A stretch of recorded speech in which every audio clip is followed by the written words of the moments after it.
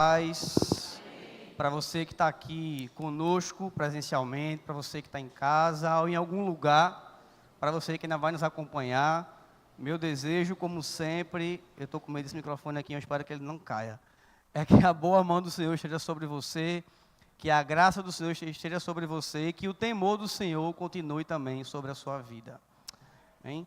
Queria, antes de qualquer coisa, agradecer a presença do pastor Marcos e a Margarida estão aqui. Pastor Marcos, o irmão de Bona, nos tem feito, em nome do Senhor Jesus Cristo, algo extraordinário junto à ICP, a igreja que foi fundada pelo pai de Bona. Hoje tem o pastor Samuel lá junto como presidente e pastor Marcos junto com dona Margarida e os outros pastores tem feito esse ministério continuar aí crescendo e sendo relevante na cidade de Natal e também na região metropolitana. Então é uma honra, uma satisfação recebê-los aqui. Deus abençoe vocês. A gente também está aqui hoje com a família do seu Ailton, que no início da semana passada aí perderam a Bárbara, e é um milagre ter vocês aqui hoje, depois de algo tão grande na vida de vocês, e queremos mais uma vez externar a nossa vida como igreja para vocês, para aquilo que vocês precisarem, estamos à disposição.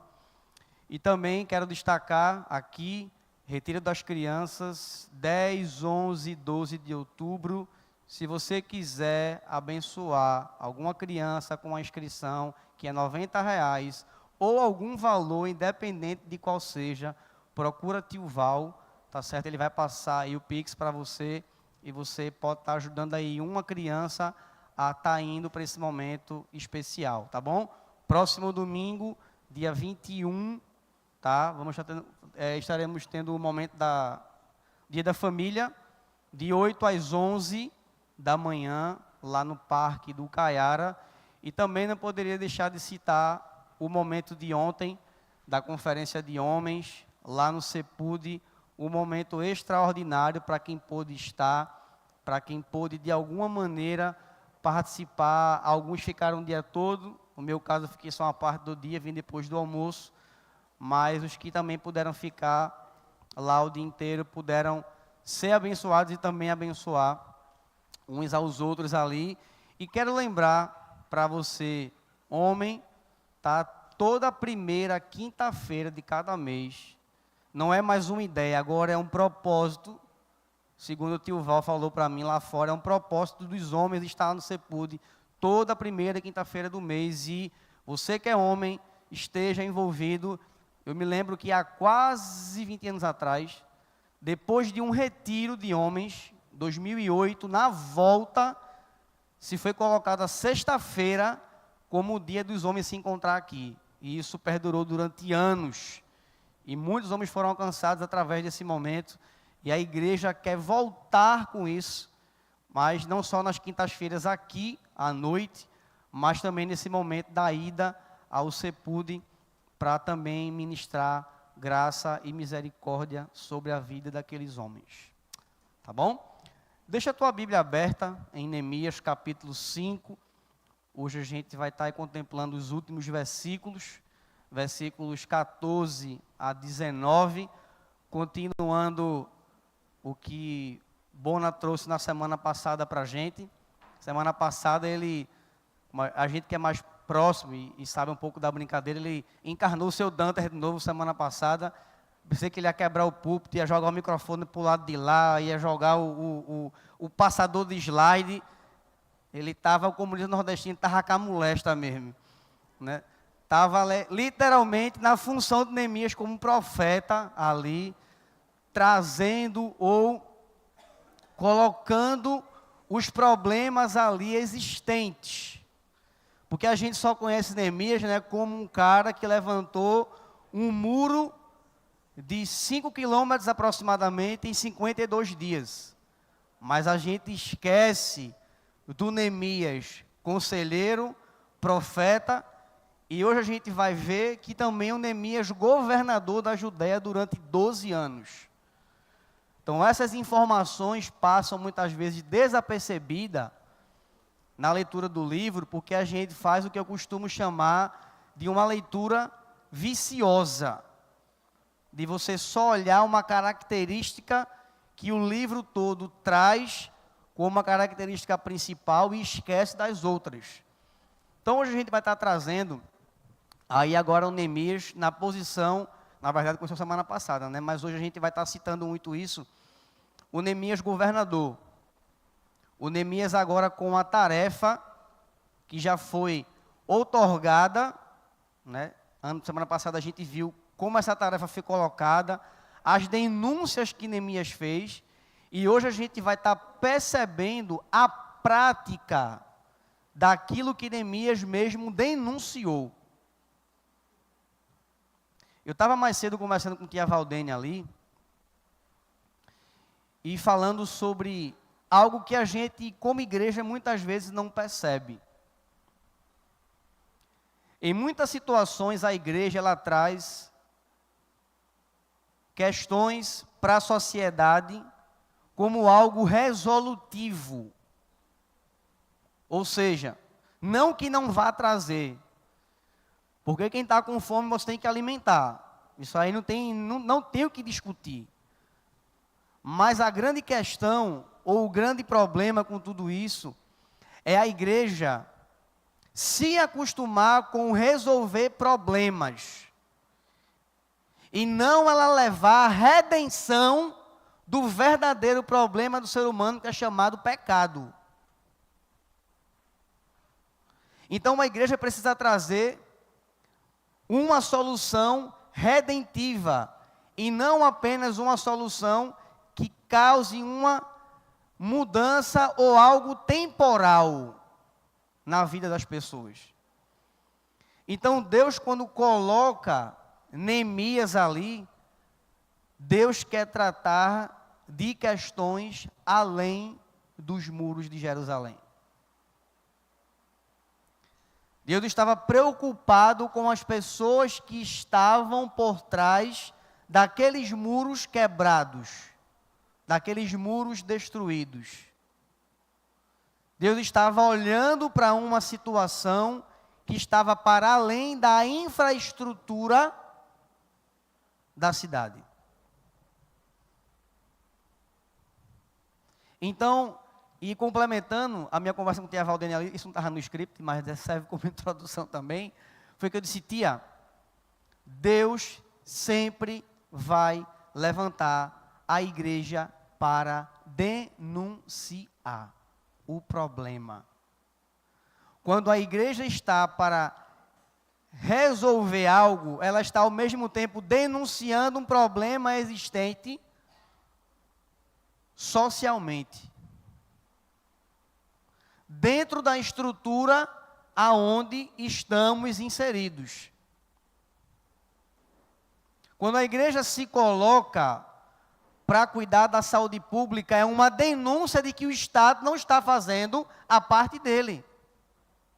Quando a igreja está para resolver problemas educacionais, de alimentação, de caráter, de educação de filhos, é porque não apenas o Estado, mas as famílias estão disfuncionais. Porque a gente só enxerga muitas vezes a palavra denúncia como uma palavra de cunho agressivo, como disciplina. Falou em disciplina, você já pensa logo em grito, né? Ou ser agressivo, ou pegar a pessoa pelos braços ou pela beca e sacudir. Não. A disciplina, ela pode ser feita da maneira mais tranquila possível, porque ela tem a intenção de corrigir. Então a igreja, ela é levantada não para resolver problemas, ela está para redimir as pessoas que precisam de resolução de problemas. Então foi isso que Deus levantou Neemias para fazer. Neemias estava ali com essa tarefa de trazer para o povo algumas redenções, se assim podemos dizer. Trazer questões que estavam sendo escondidas, esquecidas, apagadas ou simplesmente colocadas de lado. Eu não vou repetir o que já foi pregado por Bona. Quem não veio, se você quiser assistir, você vai lá no nosso canal, IBL Recife, se inscreve, dá like. Pode dar like também se quiser, mas se inscreva. Porque tudo que vai sair daqui vai chegar no seu celular. Para você poder acompanhar e ver quais denúncias foram feitas por Neemias. E hoje eu quero conversar aqui com você. Eu espero que esse controle esteja de bem. Deixa eu ver se ele está de bem. Está de bem. Sobre seja um exemplo. E quando a gente pensa em exemplo, eu que já estou com 30 e todos, né, pude acompanhar ainda um momento da história onde apertos de mão resolviam problema. Ou selavam um compromisso. A historinha do fio do bigode, olha, leve lá na mercearia, na padaria, no mercadinho, na quitanda, aonde for, no açougue, que quando eu vou pegar de volta. Eu vou lá, pago e pego meu fio de bigode de volta. Então, tudo isso fez parte ainda da minha vida. Eu consegui ver essas coisas. Consegui também ouvir que pessoas que eram colocadas como exemplo, eram pessoas que viviam casamentos duradouros. Ou seja, pessoas que não se divorciam. Pessoas que encaram um problema ou os problemas que vão surgir no casamento, mas não abrem mão do compromisso que assumiram perante Deus, a igreja e algumas vezes diante de um juiz. Se você fez aí o seu casamento no civil, no religioso, o meu foi mais prático, fez no religioso com efeito civil. Foi tudo de uma vez só. Então eu estava diante de Bona, da igreja, da minha esposa, selando o meu compromisso ali de casado.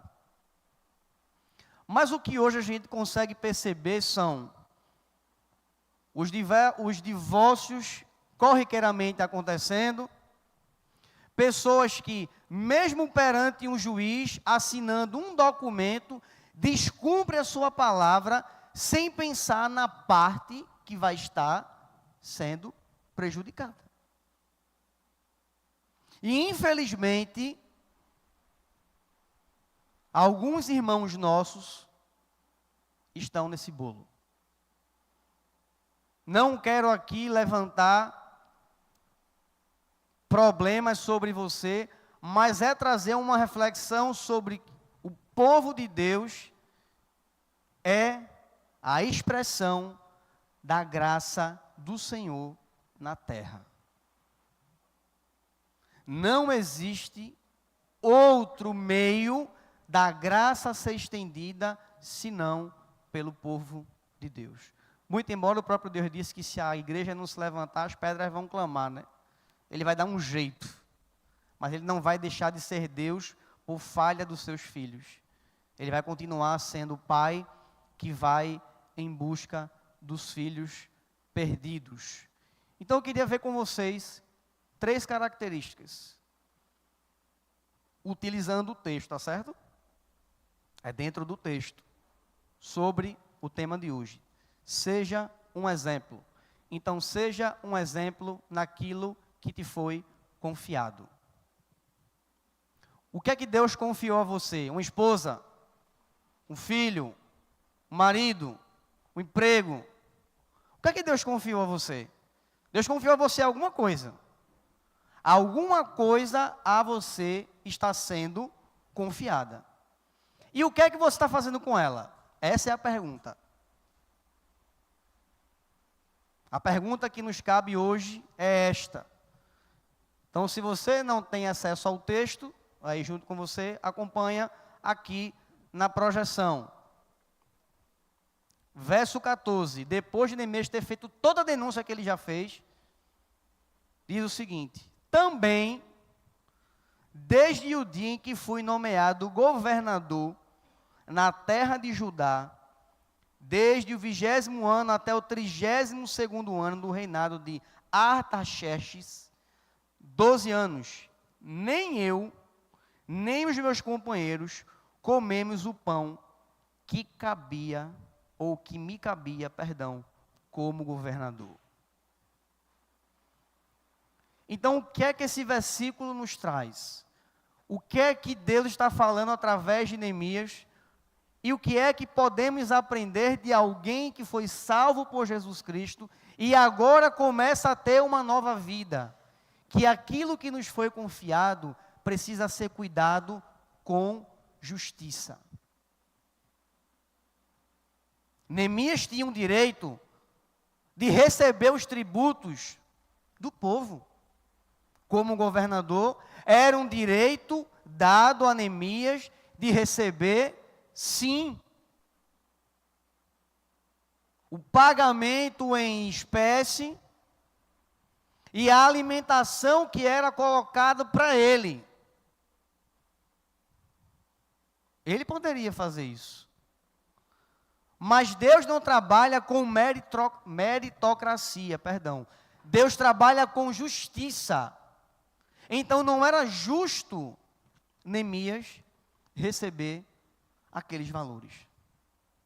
Não era justo Neemias receber pão de quem estava se colocando para vender como escravo, para ter trigo para fazer pão.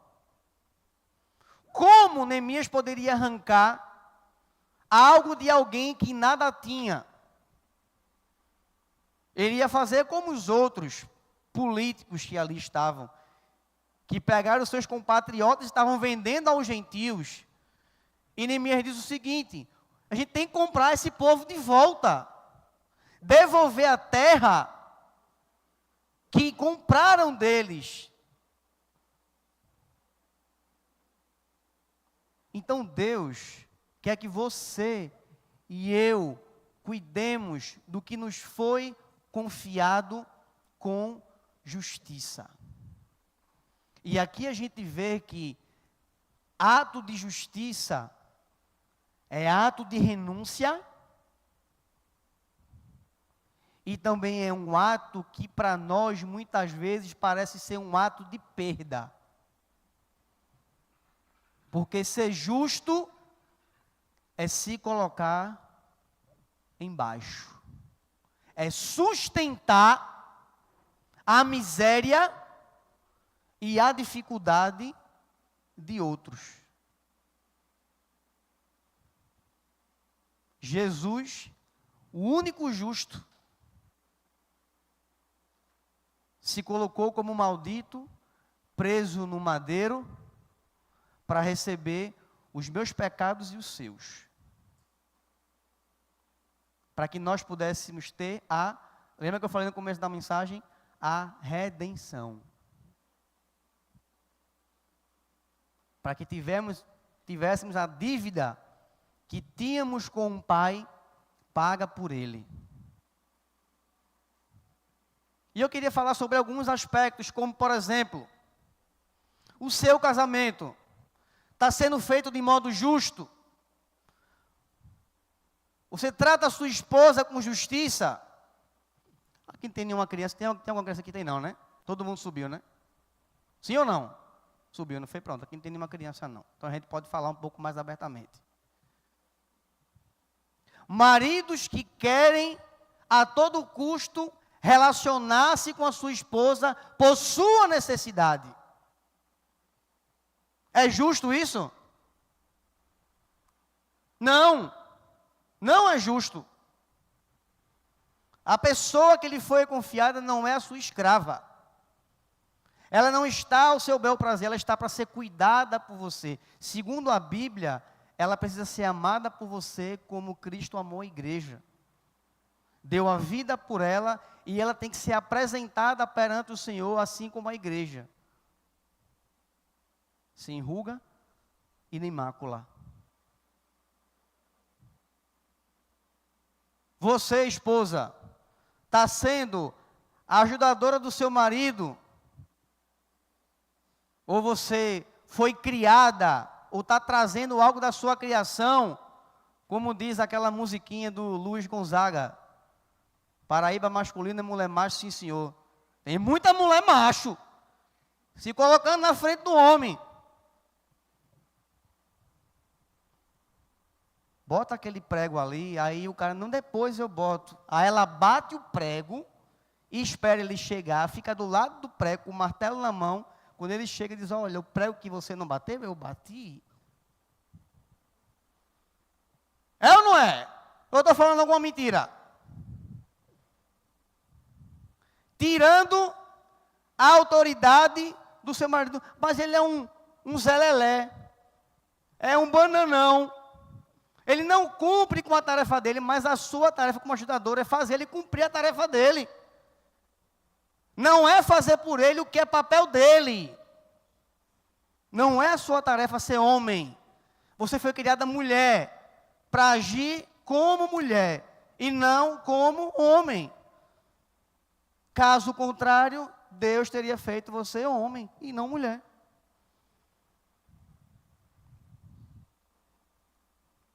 Volta para o homem de novo. Hoje o que nós temos em muitos lares são financiadores de despesa. Ficou bonito, não ficou não? Ficou massa. Conta de luz, conta de água. Acho que pagam, né? Feira. Não é não? Tá vendo? Ó? É só você futucar que o negócio vai começando a aparecer. Quem tem carro IPVA? Celular? Mas o caba não se mexe para nada. Não bate um prego na barra de sabão mole. Mas eu estou pagando. Por isso que as paraíbas vão surgindo nos lares. Porque nós homens não tomamos o nosso lugar como sacerdotes do lar, como homens que deveriam proteger o espaço a ele confiado. Você que é pai e mãe, como é que você está criando o seu filho? Com justiça ou como você aprendeu com a sua mãe e com o seu pai? Se você chamar uma vez e ele não vier, você pega a sua sandália teleguiada e você joga, ela vai certinho nas costas do seu filho. Tem gente que é uma mira assim, é impressionante, minha gente. Não erra não. Da onde ele jogar, pega, meu amigo. E pega onde ele quer. No meio das costas assim, ó. Pum. E se pegar o lado da marca da sandália, fica lá o nome, Havaianas.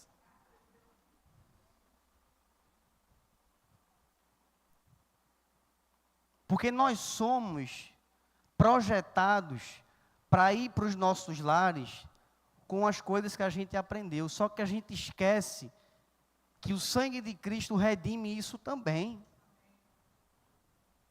Redime a nossa maneira de olhar para as pessoas que a gente cuida. E quando essa criança tiver adulto, se ela casar, ela vai fazer o quê? Ela vai também se tornar mais alguém especialista em jogar a sandália, da mesma forma que ela recebeu a vida todinha. Que tipo de palavra você tem externado para o seu filho? Esse aí, tem jeito mais não. Nem Jesus vindo de novo. Nem ele nascendo de novo. Ontem Gene falou isso para os homens. Falou para nós homens isso ontem de manhã, na primeira palestra. Palavras que nós recebemos que vão ecoar para o resto da nossa vida. E que podem nos colocar em lugares que as pessoas que proferiram nem terão noção. Feridas na alma. Quantos daqui não carregam feridas na alma dos seus pais e não tem coragem de dizer que foi o pai que fez? Porque a gente entende que o pai e mãe é sagrado, e a gente não pode dizer que ele errou. Pode, com ordem e decência, com respeito. Eu fiz isso com minha mãe várias vezes. Enquanto o Alzheimer não tirou da minha mãe a capacidade que ela tinha de absorver conteúdo, eu sentei com minha mãe para conversar com ela. Não sobre o que ela fez comigo, mas o que ela estava fazendo ali no presente momento. Várias vezes eu conversei com minha mãe. Inúmeras vezes. Seu trabalho, você tem feito a sua tarefa com justiça? Ou só basta quem lhe gerencia dar as costas e você vai dizer, oxe, ele não está vendo mesmo. Vou ficar por aqui de boa na lagoa, ninguém está vendo. Mas o seu pai está vendo você lá fazendo. Ou você deixando de fazer. Você deixando de ser justo, porque você está sendo injustiçado. A gente poderia pensar aqui em outras e inúmeras coisas. Porque aí, tratar aquilo que foi confiado para a gente com justiça, tem muita coisa para a gente conversar. Mas eu queria tocar nessas coisas que fazem parte do nosso dia a dia. Porque Neemias, em momento algum, ele ousou ser injusto, porque ele se colocava como representante do justo, o Pai.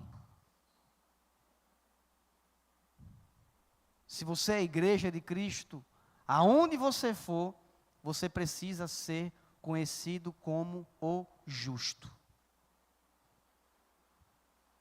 Você é comerciante, você vende as coisas que você vende com justiça, ou você superfatura, compra 50 centavos e vende a 10 reais.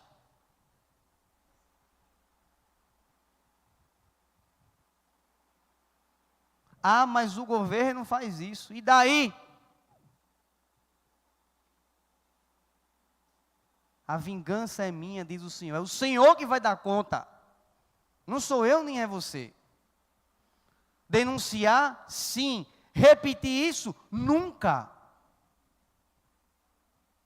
Você é autônomo, vai cobrar por um serviço, é justo o seu preço?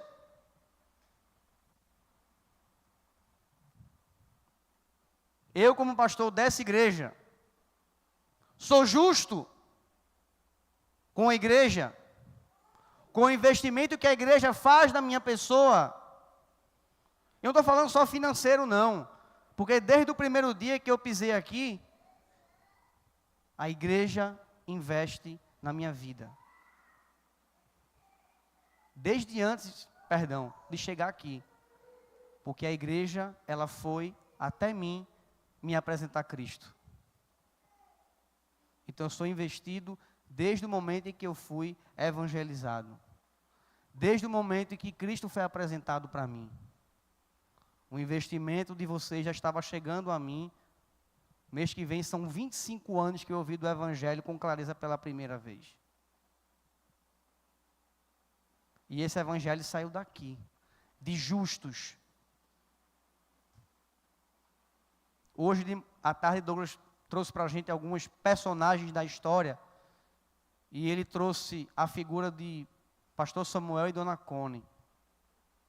E eu fiquei ali pensando sobre várias coisas que poderiam não ter acontecido na minha vida, como aconteceram se Samuel e Cone não tivessem vindo para cá. Se Samuel e Cone não tivessem tido a visão de trazer depois Mona e Mabel para cá. De Samuel e Cone deixar a sua vida de primeiro mundo e vir para um bairro de 25º mundo. Se Fabrício já não é bom, imagina há quase 50 anos atrás, a bagaceira que era isso aqui. O terror que era esse negócio daqui. Se hoje não tem saneamento direito, imagine há 40 e tantos anos atrás, minha gente. Vim de um lugar de acessibilidade total para tudo. Vivendo com dignidade, para vir para um lugar com pessoas vivendo de modo indigno, mas trazer a esperança da graça salvadora de Jesus Cristo. E hoje nós temos o que temos aqui, porque eles pavimentaram o caminho que depois Bona, Mabel e outros continuam a pavimentar. E eu disse para alguém ontem, lá no Cepude, para o grupo que eu estava lá com os meninos, eu disse, eu como pastor, eu ando na terra que outros calçaram. E o mínimo que eu posso fazer é pelo menos calçar uma rua, para que outros possam caminhar também. Isso é ser justo. É tratar aquilo que foi confiado a mim desta maneira, independente do que seja. Mas vamos lá. Bora, controle. Tá pegando o controle não, tá? Alguém, por favor, aí, passa aí. Beleza? Seja um exemplo no proceder dos seus atos. Parece redundante, ou parece que eu vou dizer a mesma coisa, mas não vai ser. Passa aí de novo, por favor, para a gente ver aqui o texto bíblico. Obrigado. Verso 15. Neemias entendeu que não deveria, como a gente viu no versículo anterior, comer ou ter os direitos que deveria como governador. E não tendo os direitos, ele diz, mas os primeiros governadores que estiveram antes de mim oprimiram o povo e tomaram dele pão, vinho. Isso aí, gente, pão e vinho era um modo básico de subsistência do judeu. E ainda hoje é de muitos povos do Oriente. Certo? Além de 40 moedas de prata. Até os seus servos dominavam sobre o povo. Eu, porém, não fiz assim. Por causa de quê? Esta é a chave. É a chave que Neemias utiliza. Verso 16, pelo contrário, também trabalhei na reconstrução da muralha sem comprar nenhuma terra, e todos os meus servos se ajuntaram ali para a obra. Neemias, além de não ter o que era de direito, ele também não usurpou o seu lugar, a sua posição, para explorar aqueles que ali estavam.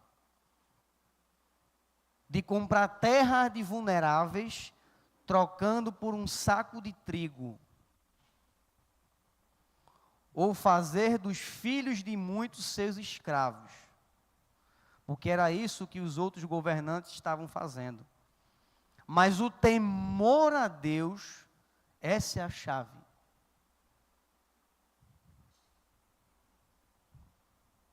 Fez com que Neemias pudesse fazer dos seus atos um exemplo para quem ali estava ou estava observando.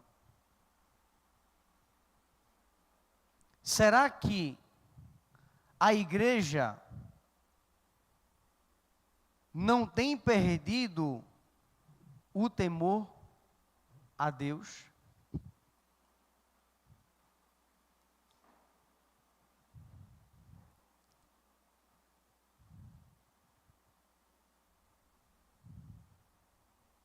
As atrocidades que cometemos por atos, por palavra ou por pensamento, ela vem exatamente porque esse temor a Deus está longe. Semana passada eu estava ouvindo uma palestra para casais feito pelo Douglas Gonçalves e sua esposa, que eu não sei o nome dela, eu sei que ele chama ela de Val. E ela dizia o seguinte: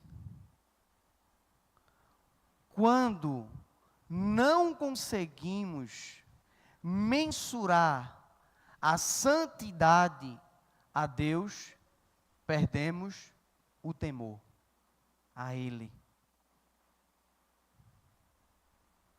quando esquecemos que Ele é santo, santo, santo, santo, santo. O temor a Ele se esvai. Perdemos a capacidade de observar Deus como de fato Ele é. E caminhamos com nossa vida parecendo que esse santo, santo, santo e santo não está presente.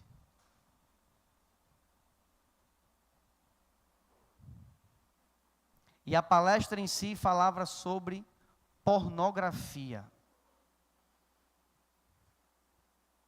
Como já falei aqui diversas vezes, eu não sou a pessoa de uso de rede social.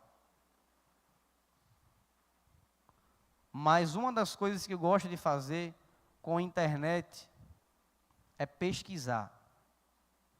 E eu nunca vi tanto vídeo falando sobre vício em pornografia. 70% dos pastores entrevistados por uma pesquisa disseram que consumiam pornografia.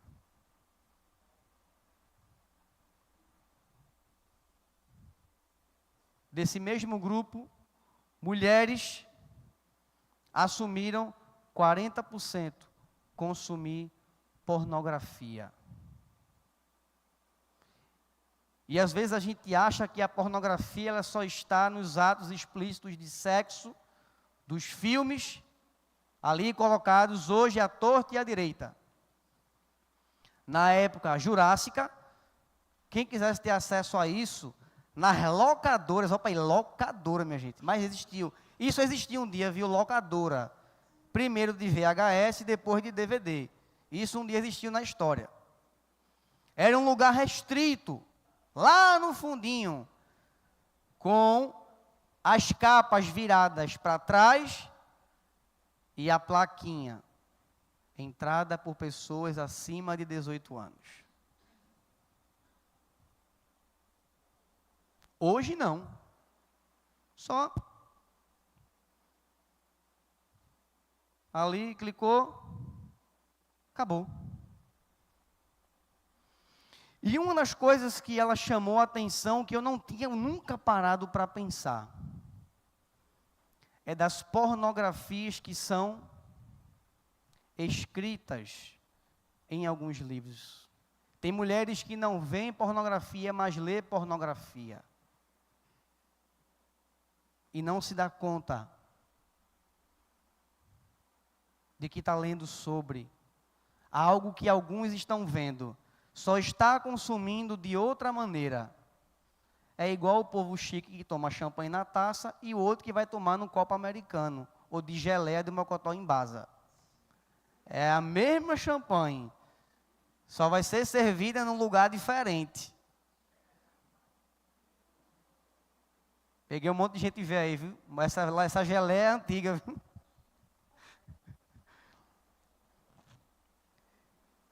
É o mesmo conteúdo, é o mesmo produto, só é consumido de outra forma. Temor a Deus sendo colocado de lado.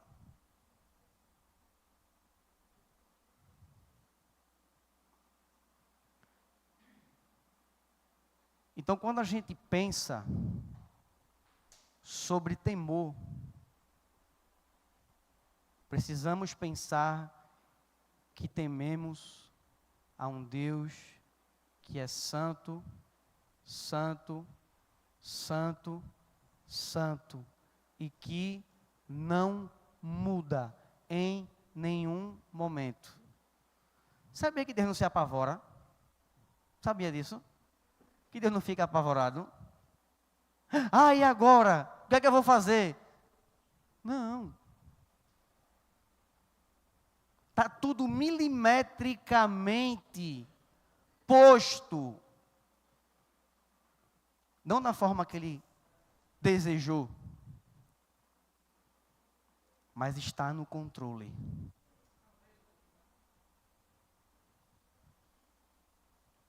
E uma coisa que eu gostaria de lembrar para você: aonde você vai, Deus vai estar lá, viu? Só gostaria de lembrar isso para você. Deus vai estar lá, vai estar lhe vendo, está lhe contemplando. Porque tem gente que acha que algumas coisas que vamos fazer, Deus faz assim, ó. Eita, não quero ver não. Meu filho e minha filha vão se relacionar sexualmente. Eita, posso ver não. Claro que ele vai olhar. Está vendo tudo, minha gente, tudo, tudo, exatamente tudo. O que eu e você faz, prestando ou não prestando. Deus contempla tudo. Os olhos do Senhor estão sobre os justos. Seus ouvidos estão abertos ao seu clamor. Os olhos deles estão sobre toda a terra, contemplando os bons e os maus. Ou seja, contemplando a mim e você, porque a gente é mau mesmo. A gente não procede com a maldade porque o Espírito Santo, ó, bota freio. Se o marido chegou, está com raiva dele, vou botar a comida daquele miserável, vai ficar com fome. O Espírito Santo chega e fala assim: ô minha filha, peraí, vem cá. Você, quando aceitou a Cristo, meu parceiro, tá ligado? Você não falou que ia negar a si mesma? No casamento também é assim. Bota a comida dele, bota até um tiquinho de sal. Deus não faz isso não. Ele sempre vai nos levar para o seu temor. Sempre. Deus vai nos levar por esse caminho. Nunca, nunca, em nenhum momento, qualquer ato que você e eu pensemos ou, de fato, colocamos para frente, se não for justo, se não for com temor, nunca virá do Senhor. E por último, seja um exemplo, partilhando o que está aos seus cuidados. O que é que você tem? Ah, eu não tenho nada. Tem. Você tem sim, você tem uma cabeça, você tem cabelo, você tem braço, você tem perna, você anda. E aqueles que não têm essa possibilidade? Eu costumo falar para as pessoas que Deus se revelou através da minha mãe 1 ano e 5 meses acamada. Minha mãe nunca deixou de estar ativa. Deus se revelava através da minha mãe, mesmo que ela não falasse, mesmo que ela não andasse. Porque o poder de Deus estava sobre a fraqueza do corpo dela. Foi isso que eu repeti inúmeras vezes para os meus irmãos. Várias vezes. Eu disse: Deus está falando. Está aí, ó, na nossa frente. Deus está falando. Imagine para nós, que conseguimos andar, alguns com dificuldade, é verdade, né? Uns mancando, né? Outros andando um pouquinho mais rápido, outros conseguem correr, mas Deus está preocupado, não é com o seu ritmo, apenas, Ele está preocupado com a sua disposição em se doar. Vamos para o texto, verso 17 e 18. Também hospedei 150 homens dos judeus e dos magistrados, além daqueles das nações vizinhas que vinham até nós. O que se preparava para cada dia, meu irmão, era comida, viu, bicho? Um boi. Meu amigo, um boi, tudo bem, 150 pessoas, né? Mas você já imaginou, gente, um boi todo dia? Haja tempero e sal para passar naquele troço, haja fogo, haja paciência para matar, tratar. Tirar o que não presta, jogar fora e bota lá o boi. Muito embora hoje o Brasil é um dos países que mais consome comida no mundo, acho que um boi não dava para 150 não, viu? Dava para no máximo 10. Vamos lá.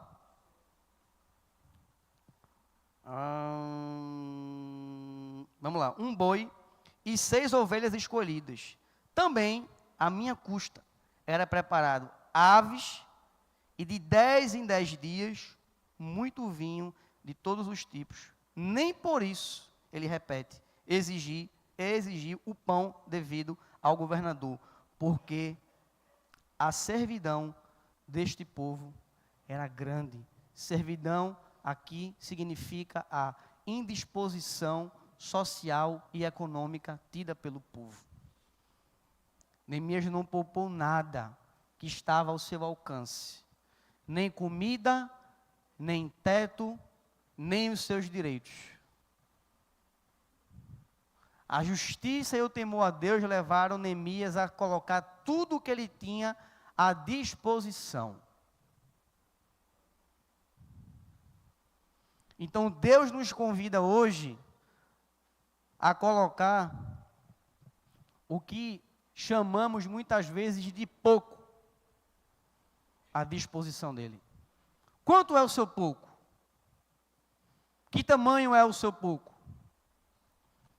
É isso que Deus quer. É esse mesmo aí, esse pouquinho aí. Que você diz ter. E mais uma vez, não estou falando de dinheiro. O exemplo que eu dei aqui, em primeira instância, foi da minha mãe, uma mulher acamada, que não andava e não falava. Mas Deus falou. Nas vezes que minha mãe foi no hospital, e o médico dizia assim, vai morrer. Aí Deus dizia, oxe, não vai não, amigo. Volta. Amanhã de novo. Agora não tem como não. Volto de novo. Aí foi a terceira vez. Agora não tem condições nenhuma. Juntou a família, mandou chamar.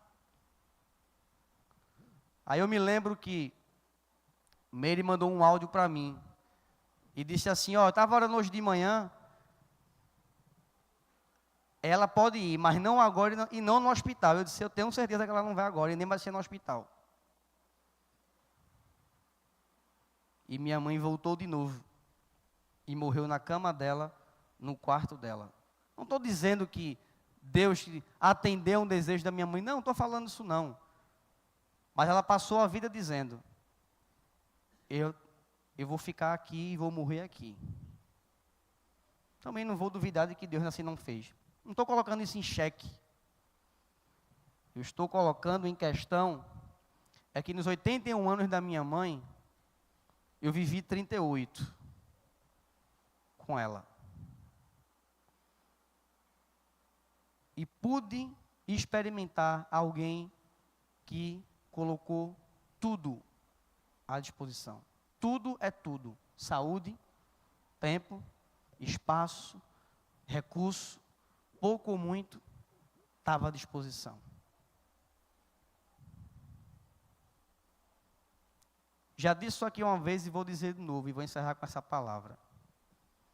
Eu sonho num dia que esse momento de generosidade e o momento de convocar cada irmão, corpo de Cristo, para fazer aquilo que foi chamado, nunca seja aqui, nesse púlpito. Não vai mais precisar disso acontecer. Porque cada um, dentro do seu espaço de discipulado, seja um a um, no grupo, numa conversa informal, num cafezinho, ele vai ser chamado por Deus, por outro irmão, amorosamente, aonde Deus o chamou para estar. E se você já está no seu lugar, no lugar que Deus colocou você, com amor e paciência, vá até outros. Chame outros. para que possam se colocar à disposição do Pai, aonde a justiça, o temor e tudo aquilo que a pessoa foi colocada para ser pelo Pai, ela vai colocar à disposição dele, porque foi ele que deu, foi ele que proporcionou. Se você está onde você está, se foi Deus que colocou você lá, é dele, não é seu. Então deixa ele fazer do jeito que ele quiser. Sabe qual é o medo que eu e você devemos ter? O medo de não obedecer. Esse deve ser o nosso medo. Não é de descer as castas sociais ou sair da condição que hoje é muito legal. Não podemos esquecer que o Criador de todas as coisas colocou o seu Filho à disposição, por mim e por você. Jesus deixou o cetro, a capa, a coroa, o trono e desceu. O lugar que é dele, ele retomou. Mas antes disso, ele veio aqui e sofreu as minhas dores e as suas. Não há dor que você e eu venhamos a passar que Jesus não conheça, que ele não tenha passado. Todas as dores que qualquer ser humano pode sofrer, Jesus passou por todas. Mas ele nos chama como filhos amados do Pai a passar por essas tribulações com temor, justiça e entrega, porque ele venceu o mundo. Nunca esqueça, Jesus venceu o mundo por você, por mim. E foi ele que esteve conduzindo Neemias. Neemias não conseguiria isso se o Espírito Santo, Deus e Jesus lá não estivesse. Neemias não era alguém especial, ele só era alguém disposto e disponível a estar para fazer aquilo que o Pai o convocou. Vamos orar. Obrigado, Senhor, por mais uma vez o Senhor nos revelar a Tua palavra, Deus. Obrigado por Tua infinita misericórdia, Deus, em nos permitir ouvir o Senhor falando conosco novamente, em nos chamar, em nos exortar, pelo Teu amor e por Tua graça. O que o Senhor deseja hoje, Pai, da Tua igreja é que nós possamos estar aonde o Senhor nos colocou. Aqueles que não sabem ainda para onde ir, estão no começo da sua caminhada de fé, que possam se encorajar a orar, para saber aonde deve estar. Aqueles que sabem que estão fora do seu posto, que voltem, que reassumam o lugar aonde o Pai lhe confiou para estar. E se há alguém aqui, Deus, que não confiou a sua vida ao seu Filho, hoje é dia de salvação, Pai. Hoje é dia do Senhor convocar e de redimir mais uma vez, porque o Senhor não está aqui para resolver pequenos problemas. O Senhor está aqui para resolver o problema do pecado que existe em cada um de nós. E esse problema do pecado só é resolvido por Jesus Cristo. O problema do pecado só é redimido no Cristo vivo, que derramou o seu sangue por amor de todos. E é assim que nós te oramos, Pai, clamando pelos que aqui estão, Deus, que não se renderam a Jesus, Pai. Eu oro para que eles decidam isso agora, Deus. Não deixem para depois aquilo que o Senhor os chama hoje. Em nome de Jesus. Amém.